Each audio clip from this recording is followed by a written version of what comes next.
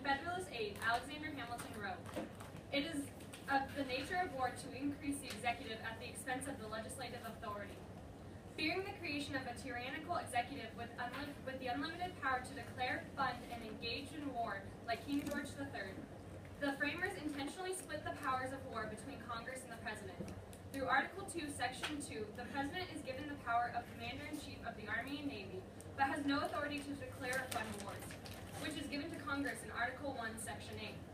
Ideally, this balance would check the power of the executive and allow the public to have a voice in matters of national security through their representatives. Instead, the balance of power has become a tug of war between the two branches, in which the President has emerged victorious. To return to the balance the framers intended and to create a more equitable process for launching military action, both branches must work together and avoid pitfalls of partisan politics." Though it may seem like the President has taken war powers by force, the expansion of powers has been facilitated by Congress itself. Because they choose not to enforce the powers given to them in Article 1, Section 8 to declare war and fund the military, war powers are left largely in the hands of the executive. There have been numerous times that the President has launched military action without the consent of Congress, and has instead sought the permission of Congress retroactively, or taken the continued funding of the military as approval. Following the 9/11 attacks, President George W. Bush used an executive order in pursuance of Section 112 of the IRS Code to designate the airspace above Afghanistan as a combat zone.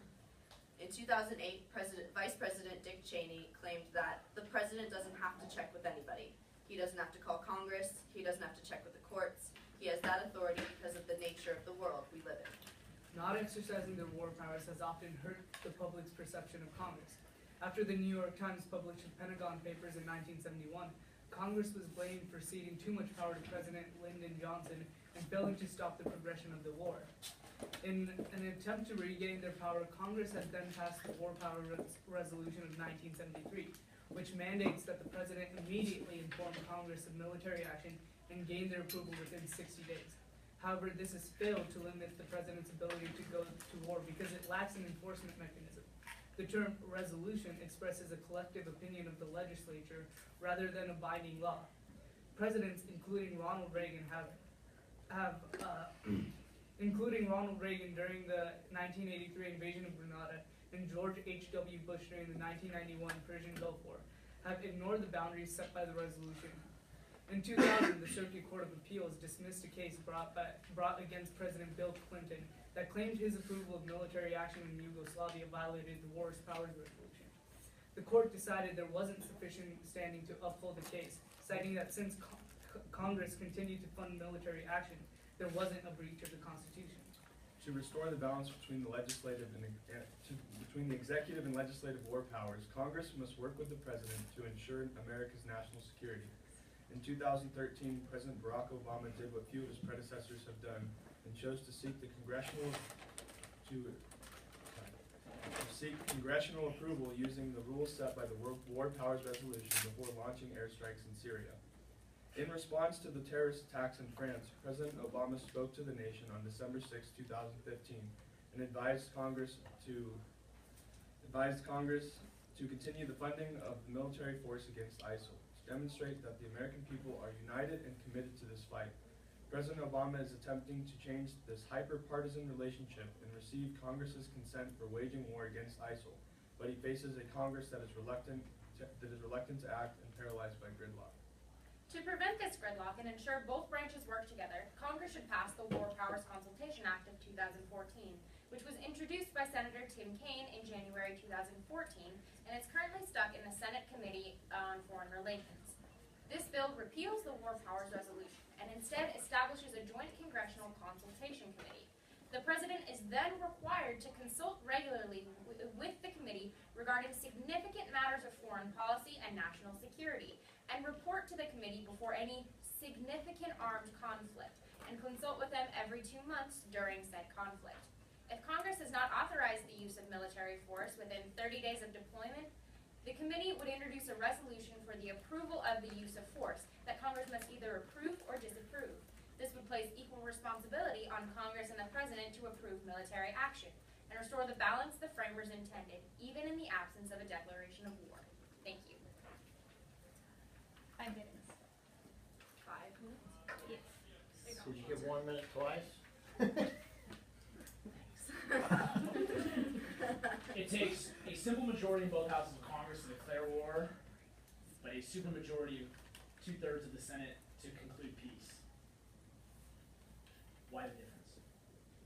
What is significant about the difference?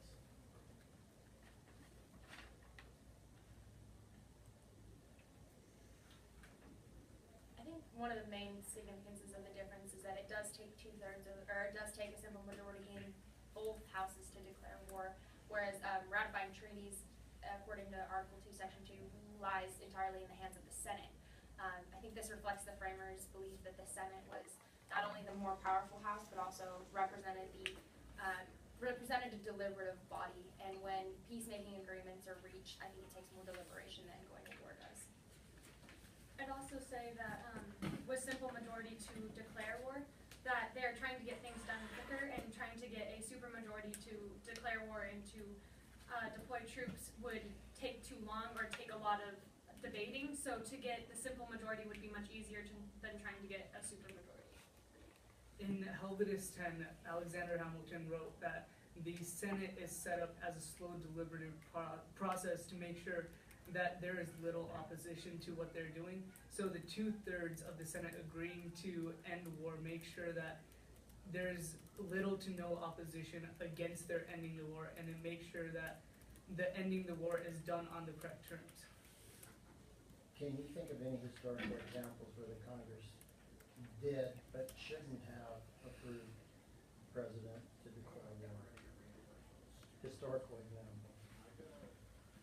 I think the most, No, you're good. I was gonna say to declare war to specifically. like to launch Okay. troops, okay. So I think the most prominent example of this would be the Gulf of Tonkin Resolution during the Vietnam War, where Congress basically ceded all of their war powers to President Lyndon Johnson and kind of gave him a blank check as far as to do what he thought was necessary. And after kind of the degradation of the war into a conflict that was not popular with the public and was not popular even among representatives, I think Congress saw the danger of giving such a blank check to the president. And with the Iraq war, we were sent in so quickly due to this, and Which Iraq war? the 2003. 2003 2003, okay. Bush. Which one? W. Bush.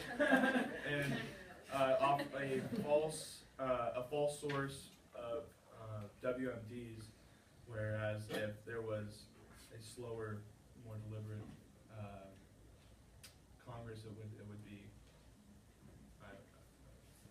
However, both of these are not actual declared wars like you specified. So with the declared war, it takes that much more discussion and that more deliberation before going into a war. So those aren't necessarily declared wars that are just like, hey guys, we're gonna declare war today.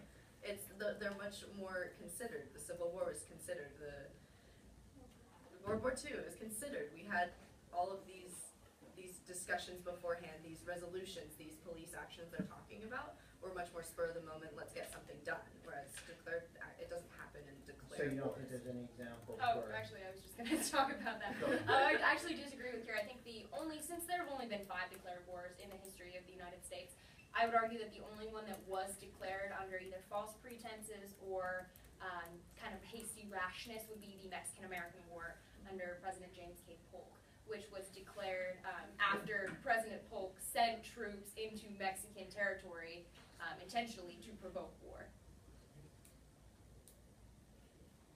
Is the growth of presidential power a healthy or detrimental development?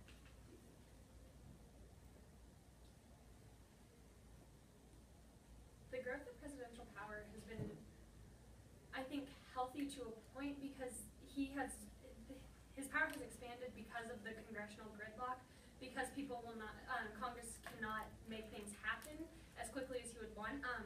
The use of executive orders, I feel like, has become more prominent and more mediaized, and it's been more like Congress isn't doing anything, so the president is, and I think that has definitely led to the increase of his power, and I think it's been healthy because it kind of leads the country to have more faith in the president and his decisions to get things done.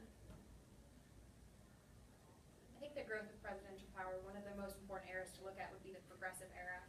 During the Gilded Age, you really saw a resurgence of presidents who didn't do much and who really rarely used their power as an executive. Whereas during the progressive era, you had presidents like Teddy Roosevelt becoming the energetic executive that Alexander Hamilton foresaw being necessary for this country, and it spurred a lot of developments that are crucial to the nation that we know today, including, trust busting and other legislation that was really spearheaded by the executive branch.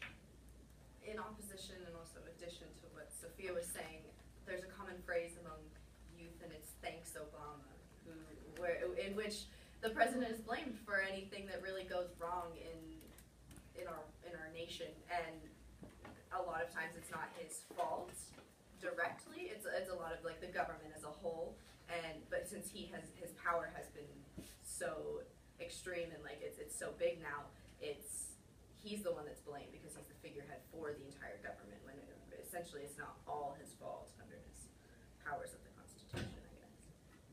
Good. Yeah, something? Go. To continue on Kira's point, it can be seen that presidential power has not really been expanded in the last few years. It's more of the media's portrayal of presidential power. So we can see with President Truman, with his 837 executive orders, that these executive orders have been around for a while. These executive actions have been around for a long time. It's just the media's portrayal of Obama's 120-something executive orders makes it seem much more than what it actually is. Good. Putting a number on that. Stop that. Yeah, solid Yeah. number. Just say 125. 20 something. Yeah. 893. I don't remember. There's no, but it's still not the 800 that Truman had. Yeah. But it's not the Not a lot of people know 1300. that though. I wouldn't use Truman as an example on that, use FDR, because he by far is the most It is also executive order. president for 12 years. Yeah, but he has, Was he in his first 2 terms? I think it's interesting to know who's had the most executive orders since Truman. It's FDR. Since Truman, Oh. it's Eisenhower. Eisenhower used it a lot too. I just happened to look that up. And Obama's less than Bush right now. And they're, well, he's still got another year, you never know. Yeah. Those are controversial though, I think that's what makes it. Why? That's why it's not the Are they media portrayal, controversial but it's because, controversial of media Partisan portrayal. politics. exactly, I mean, I think more people know about it because it became more of an issue in the media with President Bush, and then has continued since with President Obama. I think it really started with Osama. I would even go back, Obama. I'd even go back further. I really see this partisanship starting with Clinton. Yeah. A lot of that Clinton and the whole impeachment, the whole impeachment kind of That was a hang over Republican that we're. Congress then, wasn't it? Yes, it was, because it was Okay. And then it was- Gingrich, and then Oh, yeah. a conservative leaning Supreme Court too, Okay. with, Yeah. so, but I'd say Clinton probably is where that really started. What's your word count on this? It's 835 or something. Yeah, I think it's 836. We got it. 8:35. 834. I gotta cut 130. What was- Where are you guys at for 4 minutes? It's about 7:20. 7:20. Yeah. Okay, so about 100. We just need to read this one too. I think this was especially long because there were stuff that we have to move on. We got so used to like reading our old one that Yeah, now we're we're just- so we That's fine. I tried to make eye contact. Okay. There's stuff. There's Kira, lots. or not Kira, Sophia, you really, 124 miles really, an hour really, for about really have 10 to work on being slow. Wait. Because when you're nervous, you go even faster. See, I felt like I was like super slow there. This is so hard. You know what? A tip for you, comma, period, take a breath. Just do that and that's all you do. You gotta work on Did I that too. slow down? You were not too bad. You gotta work on your emphasis on your important points. And then, You go like, Yeah, we need to highlight at the Oh, goal you're of track, correct. you go out and Before you turn it over, bring home your license. Then you don't have to worry about looking back down, you know that's your last sentence. No. You're gonna hand off to somebody else. Kenny, do that. 10 minutes. I don't have much, other than, one of the other reasons that we often blame the president, because that's kind of how the country started. We blamed the king, because he was easier to blame than all the members of parliament. Because he's one guy, and everybody knows who that one guy is, because he's everywhere. Almost all the members of Congress that you're playing with.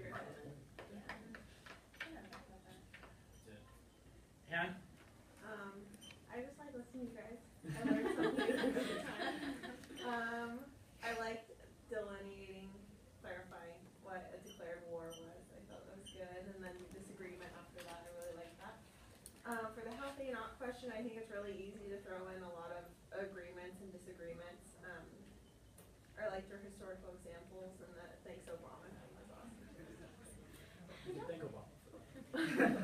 Obama. Don't forget the press has always been tough on the president. Go back to yellow journalism and talk, I would have talked about that because that was thrown out there.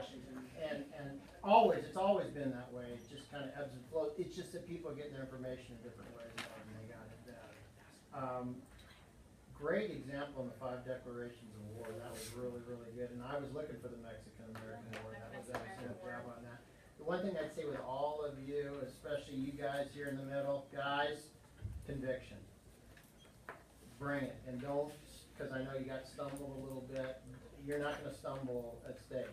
Whatever you're going to say, you're going to buy it, own it, be convicted with it, okay?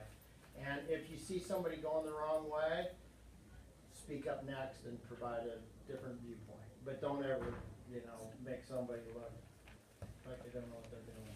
Is it easier to declare war or is it easier to conclude peace? Absolutely. Well, Which one's easier? I'd actually Declare say, an I actual would say war, you're a ready. real war, Okay, or declare war. The actual declare war according to the By Constitution. simple majority, it's easier to declare war. But you have to do both houses. Yeah. Yep. I think Okay, it's so best, that's the like- premise of my question. Okay. And that's the deep part of the question. It's a simple majority, but both houses have to do it. It's a super majority, but it's one house that has to do it. So which one's easier? Why wouldn't you have both houses' conclusions if you're gonna have both houses start peace? Or start war, sorry. That's a great question. Oh, okay. And that is a the question is eternally being asked. So I'm not gonna get an answer to that? Well, then you have to have, I have some historical background philosophy to those different answers, Okay. but it's something that you really gotta think, which one's easier and why is it put that way? So one house can, declare peace, but then what about the treaties like we were talking about? So it's just the Senate. I know, but But does only Senate, can only Senate declare peace, or can the Yeah, House? with the treaty, yeah. I'd actually say Oh, yeah. maybe not as much anymore because the president uses executive agreements to conclude peace or. But you know, using an executive agreement like an executive order, the law already has to be Ooh, in gosh. place. Right? Check McConnell's statement this week, what he says Yeah. about I feel you, Karen. Next, It just hurts my head. why is the phenomenon of declaring war gone away? Because war is no longer traditional. Yeah, I had a very long War ever conversation been about good? this. You War, had because, your huge columns of people line up in fields to get down and. Yes. well, the other thing is kind like, of like okay, how we fought against the British? Yeah, now, I- now it's like not like I that. was talking with, I think it was Mr. Carlin about this. We don't have a state enemy anymore. We have a nameless, faceless, stateless enemy that we fight, right? Really since the end of the Cold War, we aren't fighting countries. But we haven't declared a fighting war, we haven't declared a ideology. war since before the Cold War. Yeah. It's the true. Gulf of The Tonkin. Cold War, you don't want to declare war. Okay? The answer to it is Also, three things. domestic statutes that come into Isn't it effect. the increase of weaponry? People don't want their citizens to get attacked as much, so they don't have as many wars because they don't, with the increase of Well, war still exists, right? War hasn't gone away. I'm talking about the legal distinction. Okay. Number one, It United enacts a Nations, bunch of statutes. United Nations and NATO. Oh, interesting, okay. Because if one of the NATO countries goes to war, the United States automatically by treaty goes to war. Okay, that's Same with the UN. If the UN resolution votes for war, the US all it has to do is fund the military operation for the UN. It doesn't need a declaration. Number two is the Cold War. Because of the different ways the Cold War operated in terms of Vietnam being not a direct war on communism, but an indirect war on communism, unless you lived at the time, right? You weren't fighting Russia. We were fighting Russia. we were fighting indirectly, right? Russia and all the stuff that was happening. And you guys brought up the last one is now today we're fighting terrorism, which is not a group of people to declare war on. So those are three major reasons why this thing has gone away. And so that goes to my question I gave you guys the other night. What's the difference between declaring war and making war? And why do they change that language? Who actually makes war? The president. The president does. With the commander-in-chief. So what about the domestic statutes that declaring war and acts? Do you think Congress is scared of this? Like, you know we want to do that? President just goes, he's patriotic. You know, The other thing I would try to tie into that is what's Bernie Sanders attacking Hillary Clinton for? Supporting the Iraq War. Exactly, and that is when you declare for war, that is a huge decision for a member of our Congress to do. There's no And that way- stays with them forever. And that could be argued the reason that Barack Obama beat Hillary Clinton in 2008. He didn't, she did. It. So the decision to declare war is a very, very serious one, and I think that's one reason too Congress likes to pun on it. In the West Wing, one of the commanders was like, it's hard to tell when we're in a time of peace anymore, because they were saying like, oh, we only send troops in a time of peace or in a time of war, and he's like, it's hard to tell when we're actually in a time of peace or a time of war. Well, I wrote a paper on how do you declare war on terrorism? You don't. And how do you win a war on terrorism? You A annihilate war it. on terrorism is, that's Did you read- never ending. That's, Yeah, you can. Did you read the article in the Atlantic? There was a very good article about how we beat ISIS, and like can't negotiate with them. It doesn't work. I've read half of that. It was really It's like good. 40 pages. I read it because I couldn't go to sleep It's a yesterday. really good quote from Hamilton in the paper.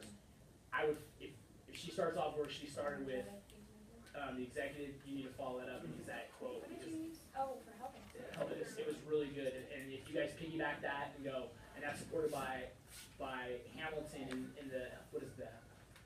What is Nobody's Unit 2. this debates, and use that quote to back that up, that's a great answer. And Is that the like quote? Or did you just No. summarize, but Okay. it was really Okay. good. It was really good to back up. If you do that right away, it'd be good. Let's Unit rotate. 2, what is energetic executive? Which Federalist paper? 71. all right, we all. I couldn't remember. I know that one, I pulled it a district. I threw it out there, but I didn't know which paper it was. 70 and 71. I know, I wanted to sit next to you and be like, 70. Just throw that in there. Energetic executive, bed 70. I didn't talk about it. I thought Thanks Obama was a little better though. I think they will.